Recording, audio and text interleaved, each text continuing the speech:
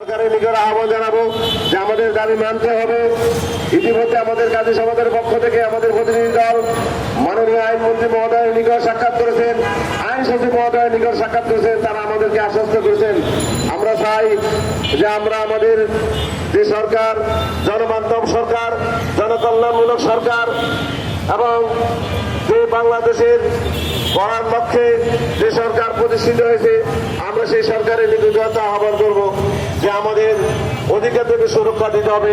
মাননীয় প্রধানমন্ত্রী জনাব তারেক রহমানের নিকট আকুল আবেদন থাকবে আমাদের কাজী সমাজের পক্ষ থেকে যে আমাদের অধিকারকে নতুন করে অধিকারকে কর্তন না করে সন্ধ্যস্থানীয় স্থায়ী প্যানেলের মাধ্যমে নিয়োগ দেওয়ার জন্য এবং অহেতুকভাবে কাজী সভা ম্যাজিস্ট্রেটকে অহেতুকভাবে হয়রানি না করার জন্য আমরা স্মারকলিপি প্রদান করবো মাননীয় আইনমন্ত্রী মহোদয়ের নিকট, আইন সচিব মহোদয়ের নিকট।